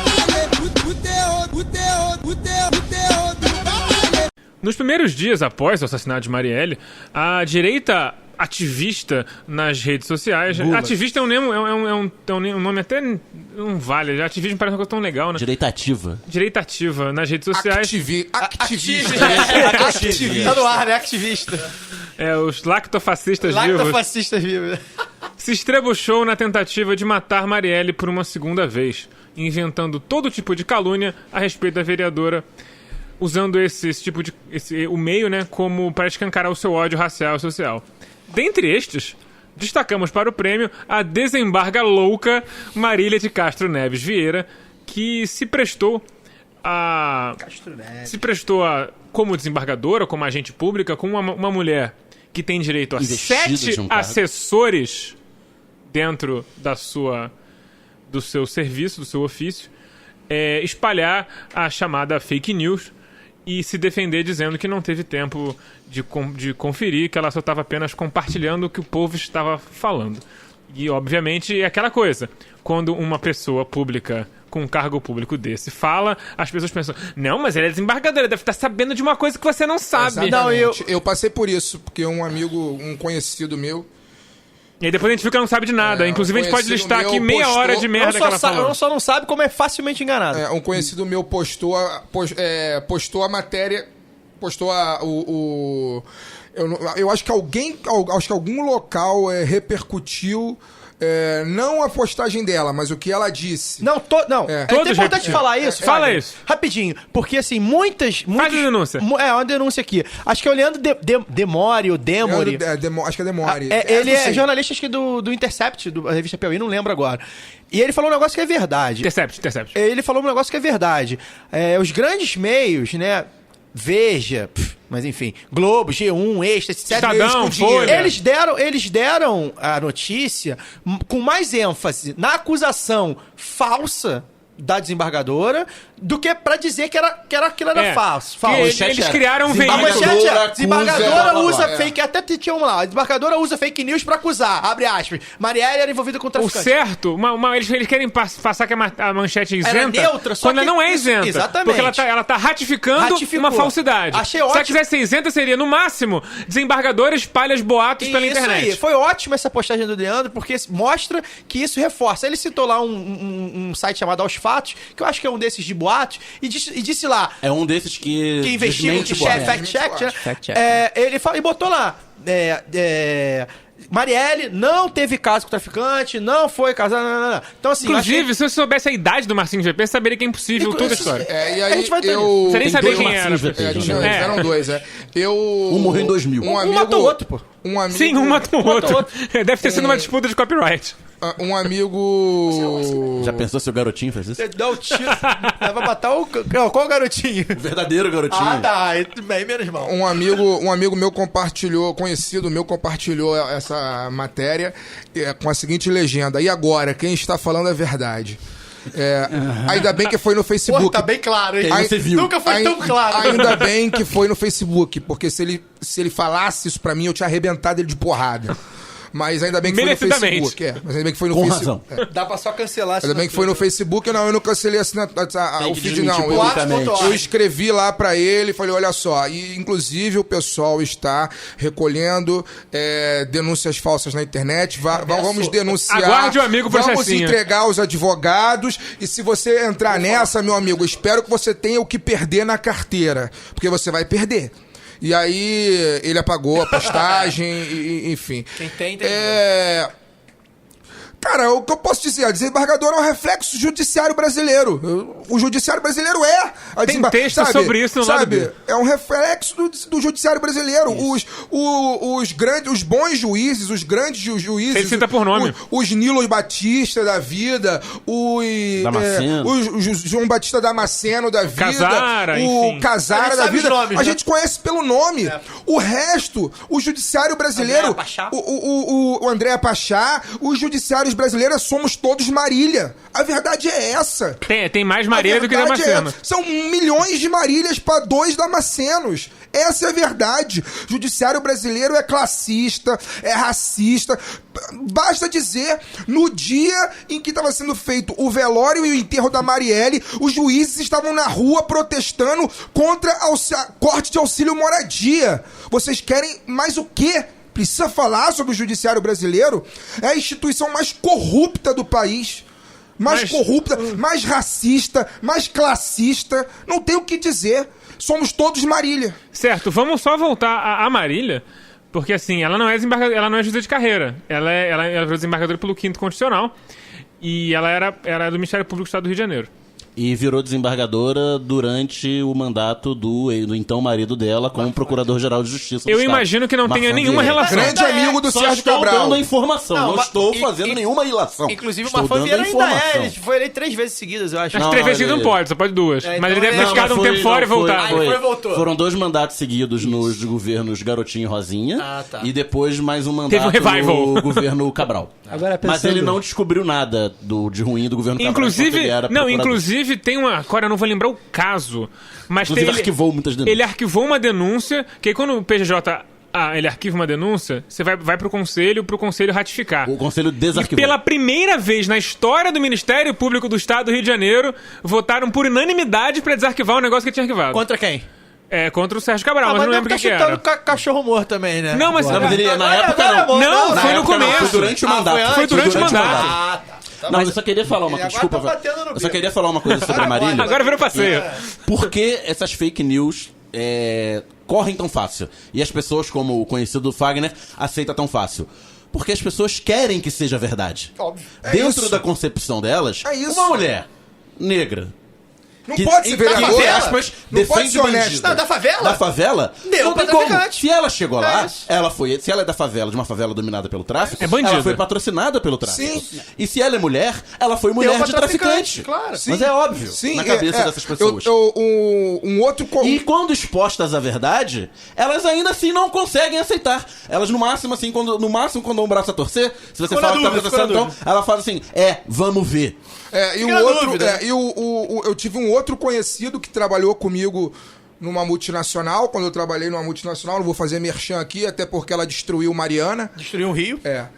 Alguns, o Rio não é Doce, né? ecossistema. O Rio Doce, né? Vocês sabem, né? Tirou do nome e depois tirou do mundo. Exatamente. É a empresa que tirou o Rio Doce do mundo. Tirou do nome e depois tirou Não do vale, mundo. não vale nada essa empresa. Exatamente. E aí eu trabalhei com um cidadão que já tá aposentado, velho, caquético. Já tá pedindo melão? Tá por aí. E ele também postou uma fake news. E aí um amigo dele, que eu não conheço, enfim, colocou lá que era mentira e tal, mas não ameaçou do processo, falou que era mentira e tal. E aí ele respondeu ao amigo dele exatamente isso que o Daniel tá falando. Meu caro amigo, não sei das quantas, você conhece alguma favela no Rio de Janeiro? Você conhece alguma pessoa que mora em favela no Rio de Janeiro, que trabalhe para favelado, que não seja amigo do tráfico? Reproduzindo exatamente isso. Como se ele conhecesse. Né? Como se ele conhecesse. Ele, o grande morador do grande bairro de São Francisco, em Niterói. Né? Um lugar com imensa, é uma grande favela. Saco de São Francisco. E aí... Ele vê o Morro do Cavalão em cima do túnel Não quando vê. ele tá indo pra casa. Agora começou a ver agora. Na época que ele era jovem, não via. E aí eu, enfim, fui lá, pedagogicamente, diferente do que sou normalmente, coloquei que era mentira, que o pessoal está processando, que eu iria printá-lo, que eu copiaria o link da postagem dele, funciona assim. copiaria o link do perfil dele, mandaria para o escritório de advocacia, e aí eu queria ter completado, mas não completei. Eu só espero que ele não infarte ao receber a intimação, porque, enfim, eu espero que ele gaste todo o dinheiro que ele tiver que gastar Inclusive, com esse processo. vou abrir pra você falar, mas só Não. pra falar assim, o coitado do escritório de advocacia, que essa menina é um escritório de advocacia que são de algumas mulheres, porque eram sempre... 15 mil em um dia. Eram sempre receberam 15 endereços mil. de mulheres. A caixa deve ter estourado e elas vão trabalhar aí.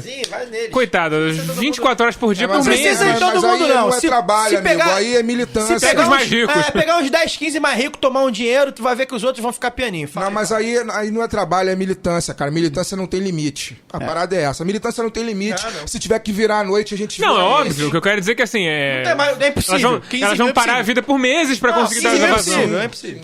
Não, aí vocês estão falando do caô do baile, né? Terror. Terror do baile, é.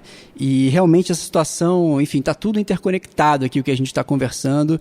E essa porta-voz aí do judiciário, no caso da Marielle, é muito emblemático da postura do judiciário diante das causas de direitos humanos. Assim, eu que trabalho...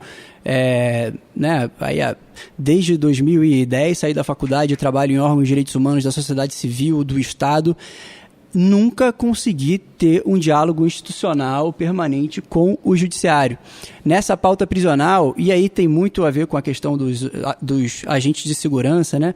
A gente insiste na tecla de que a responsabilidade do que está acontecendo, por exemplo, no sistema prisional, é responsabilidade do Poder Judiciário, né? É o Poder Judiciário que não aplica as súmulas do STF, é o Poder Judiciário que, quando tem um caso de auto de resistência nas mãos, se preocupa apenas em olhar a biografia do criminoso apresentada por um policial militar. Eu tenho uma rápida história sobre isso. Eu fui estagiário no TJ, tinha uma pilha lá na distribuição de uns 90 processos que era de resistência. Era pra eu fazer a pilha do que eu achava que tinha que voltar pro Ministério Público porque eles estavam mandando arquivar e que não era pra... Tipo assim, era pra fingir que não viu e mandar de volta. Eu só fiz... Sem sacanagem, tinha uns 2 que pareciam auto de resistência. Tinha um lá que tinha um auto de resistência que o menino tinha 12 anos, ele tinha 3 tiros na nuca. Nossa. E era de cima pra baixo, o menino estava provavelmente ajoelhado. Sim. E no processo tinha um testemunho da mãe dizendo que ele foi executado na frente dela. E estava indo pro arquivamento, como auto de resistência. Então esse é o nível de coisa que acontece no tribunal. Que deixam passar. É um judiciário que, historicamente, no Rio de Janeiro, aí o Verani fez estudo em 97, o Michel Missi nos anos 2000, o Orlando Zacconi agora, na última década. É um judiciário que, historicamente, apenas chancela a atividade do policial militar que está lá na ponta. Não faz nenhum controle de legalidade do que acontece nesses processos judiciais, do que acontece no sistema prisional, que não se preocupa em fazer a fiscalização no sistema prisional à luz dos direitos humanos, das garantias individuais. Realmente, assim, é muito difícil pensar qual o papel que o judiciário tem cumprido na tutela dos direitos humanos atualmente no Rio de Janeiro.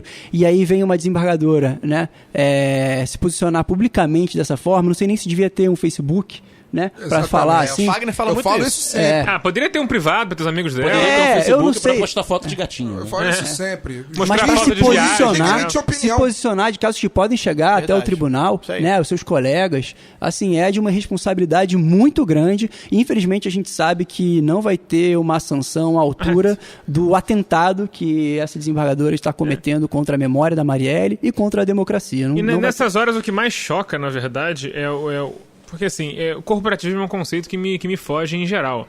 É o médico que comete um erro médico e que os outros protegem o cara que faz o erro médico. É o desembargador que fala uma atrocidade dessa e o sistema... Só suja a própria... Mas assim, se eu tenho um ofício e os meus colegas de ofício se demonstram não dignos desse ofício, eu ia fazer de tudo pra punir esses filhos das putas, pra o meu nome não ser sujo por tabela. O problema é que é o seguinte, a maioria é sujo, né? Então a maioria sabe que se pune hoje, amanhã eles são punidos.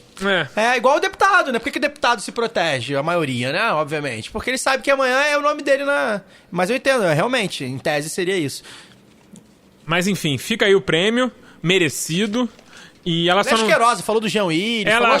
Síndrome de Down. Ela falou hoje, inclusive, é dia internacional hoje é dia internacional. Falou da professora Síndrome de Down, falou do fuzilamento do Jean Willis. Sugeriu um fuzilamento gratuito hoje. É um pacote completo. A mulher é o famoso metralhadora de melda.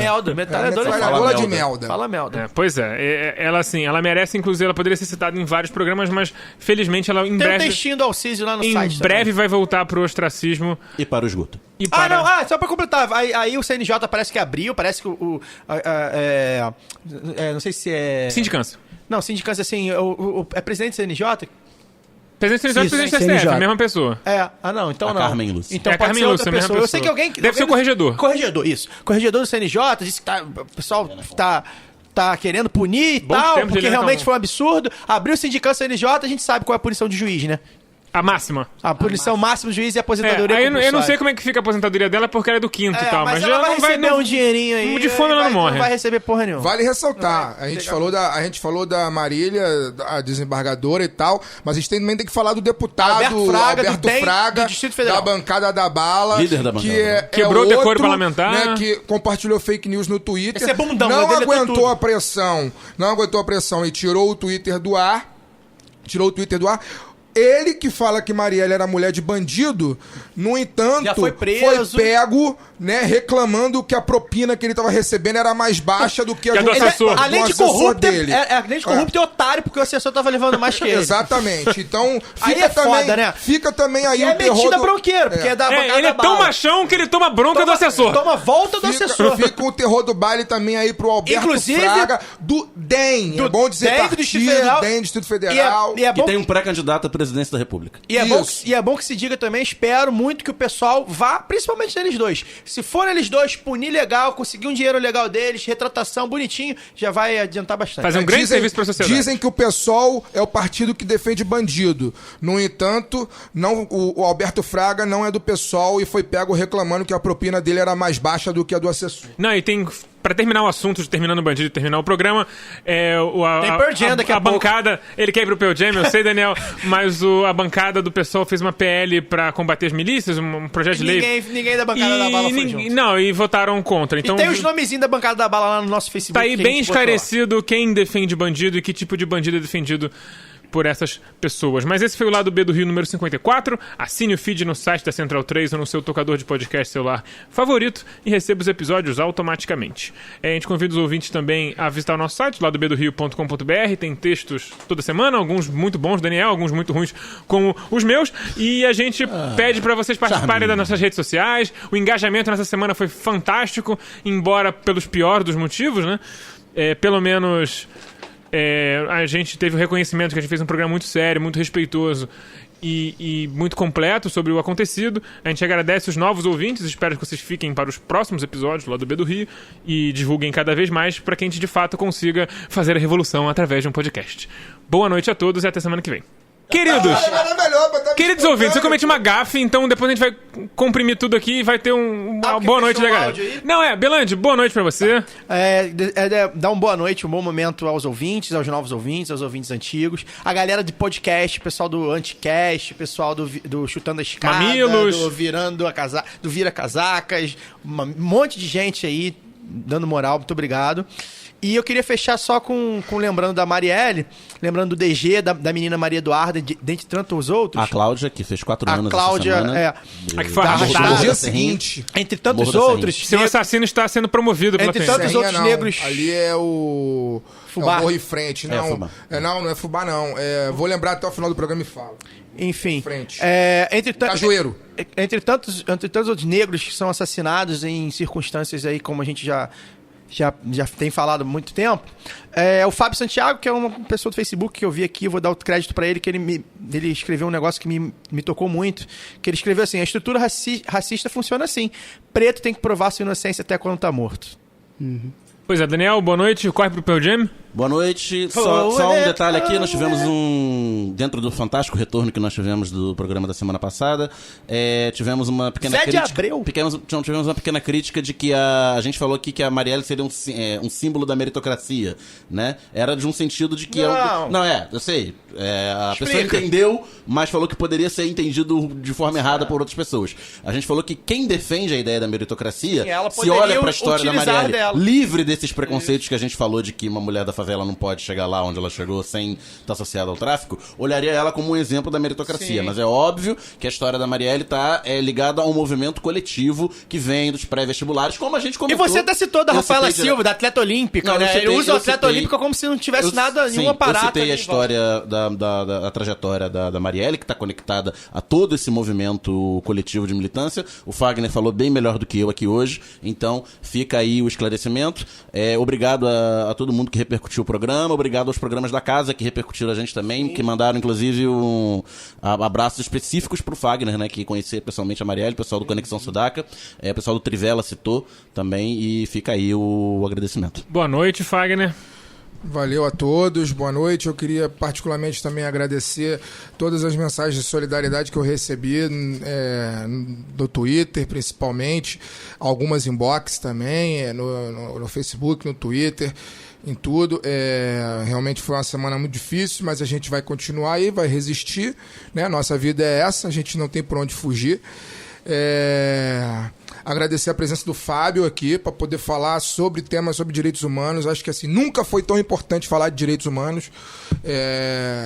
A gente tem que falar de direitos humanos todos os dias, em todos os lugares. Nunca foi tão importante. E espero que a gente trate o tema aqui novamente sob uma outra perspectiva também. Dizer que, enfim, Marielle segue viva. Mataram a parlamentar, mas construíram um mártir. E ela vai seguir norteando nossas ações daqui para frente. Infelizmente, a gente tentou muito trazer ela aqui, mas era a pessoa que tinha uma agenda bizarramente corrida, com muitos... Tanto que no dia que ela morreu, ela saiu da Câmara, foi para um evento, enfim, ela uma pessoa que começava a trabalhar muito cedo e acabava muito tarde, e não deu tempo.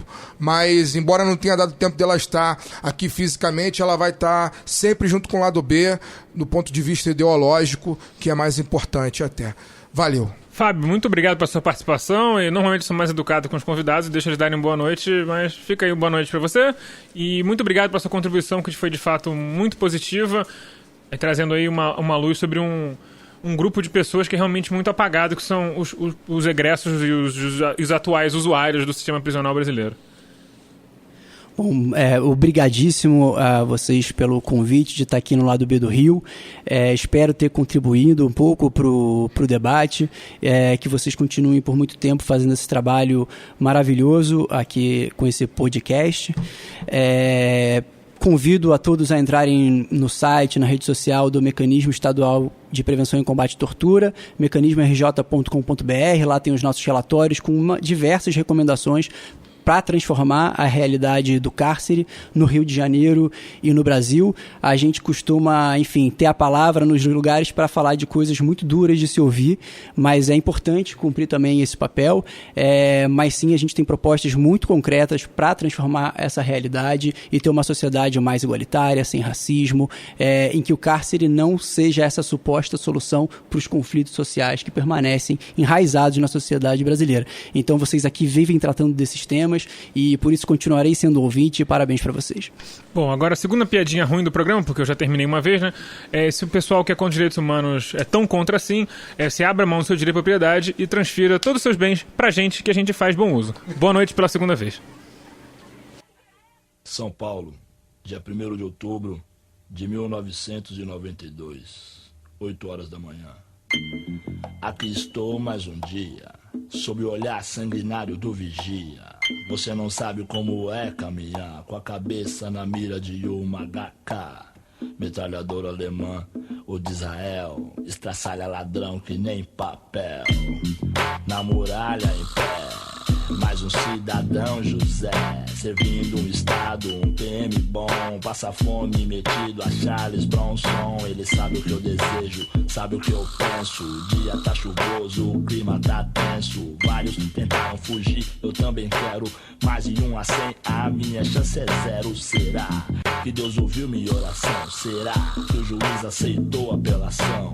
Manda um recado lá pro meu irmão. Se tiver usando droga, tá ruim na minha mão. Ele ainda tá com aquela mina. Pode crer, moleque, é gente fina. Tirei um dia menos ou um dia mais, sei lá, tanto faz. Os dias são iguais. Acendo um cigarro e vejo o dia passar. Mato o tempo pra ele não me matar. Homem é homem, mulher é mulher. Estuprador é diferente, né? Toma soco toda hora, ajoelho e beija os pés. E sangra até morrer na rua 10. Cada detento, uma mãe, uma crença. Cada crime, uma sentença.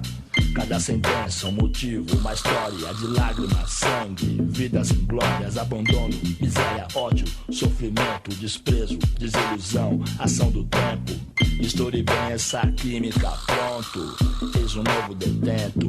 Lamentos no corredor, na cela, no pátio, ao redor do campo, em todos os cantos. Mas eu conheço o sistema, meu irmão.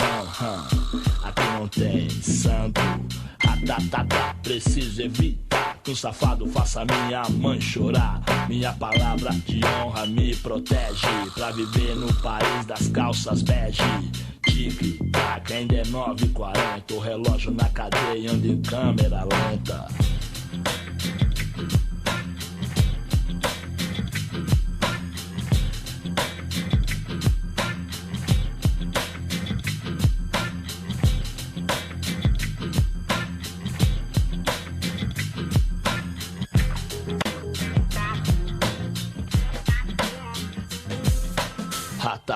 Mas o metrô vai passar com gente de bem, apressada, católica, lendo jornal, satisfeita, hipócrita, com raiva por dentro, a caminho do centro, olhando pra cá, curiosos, é lógico.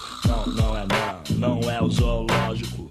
Minha vida não tem tanto valor quanto o seu celular, seu computador. Hoje tá difícil, não sai o sol, hoje não tem visita, não tem futebol. Alguns companheiros têm a mente mais fraca, não suporta o tédio, arruma guiaca. Graças a Deus e a Virgem Maria, faltam só 1 ano, 3 meses e uns dias. Tem uma cela lá em cima fechada, desde terça-feira ninguém abre pra nada. Só o cheiro de morte, pinho-sol. Um preso se enforcou com lençol. Qual que foi? Quem sabe? Não conta. E atirar mais um 6 de ponta a ponta. Nada deixa o homem mais doente que o abandono dos parentes. Aí moleque, me diz, então cê quer o quê? A vaga tá lá esperando você. Pega todos os seus artigos importados, seu currículo no crime, limpa o rabo. A vida bandida é sem futuro, sua cara fica branca desse lado do muro. Já ouviu falar de Lúcifer? Que veio do inferno com moral. Um dia no Carandiru, não, ele é só mais um, comendo rango azedo com pneumonia. Aqui tem mano de Osasco, do Jardim da Abril, Parelheiros, Mogi, Jardim Brasil, Bela Vista, Jardim Ângela, Heliópolis, Itapevi, Paraisópolis. Ladrão sangue bom tem moral na quebrada. Mas pro estado é só um número, mais nada. 9 pavilhões, 7.000 homens que custam R$300 por mês cada. Na última visita o neguinho veio aí, trouxe umas frutas, Marlboro, Free, ligou que um pilantra lá da área voltou com cadete vermelho, placa de Salvador. Pagando de gatão, ele xinga, ele abusa com uma 9mm embaixo da blusa. Aí neguinho vem cá, e os mano onde é que tá? Lembra desse cururu que tentou me matar? Aquele puta é ganso, pilantra corno manso, ficava muito doido e deixava a mina só. A mina era virgem, ainda era menor, agora faz o preto em troca de pó. Esses papos me incomoda, se eu tô na rua é foda. É, o mundo roda, ele pode vir pra cá. Não, já, meu processo tá aí. Eu quero mudar, eu quero sair. Se eu trombo esse fulano, não tem pá, não tem pum. Vou ter que assinar um 121. Amanheceu com sol, 2 de outubro, tudo funcionando, limpeza, jumbo. De madrugada eu senti um calafrio. Não era do vento, não era do frio. Acerto de conta tem quase todo dia. Tem outra logo mais, eu sabia. Lealdade é o que todo preso tenta, conseguir a paz de forma violenta. Se um salafrário sacanear alguém, leva ponto na cara igual Frankenstein. Fumaça na janela, tem fogo na cela. Fudeu, foi além, se pan, tem refém. Na maioria se deixou envolver por uns 5 ou 6 que não tem nada a perder. 2 ladrões considerados passaram a discutir, mas não imaginavam que estaria por vir. Traficantes, homicidas, estelionatários e uma maioria de moleque primário. Era a brecha que o sistema queria. Aviso IML, chegou o grande dia. Depende do sim ou não de um só homem que prefere ser neutro pelo telefone. Caviar e champanhe, Flori foi almoçar que se for da minha mãe. Cachorros assassinos, gás lacrimogênio, quem mata mais Adão ganha medalha de prêmio. O ser humano é descartável no Brasil, como modos usado ao bombril. Cadeia, guarda o que o sistema não quis, esconde o que a novela não diz. Sangue jorra como água do ouvido, da boca e nariz. O Senhor é meu pastor, perdoe o que seu filho fez. Morreu de bruços no Salmo 23, sem padre, sem repórter, sem arma, sem socorro. Vai pegar HIV na boca do cachorro. Cadáveres no poço, no pátio interno. Adolf Hitler sorri no inferno. O Robocop do governo é frio, não sente pena, só ódio e rio como a hiena. Fleury e sua gangue vão nadar numa piscina de sangue. Mas quem vai acreditar no meu depoimento? Dia 3 de outubro, diário no detento.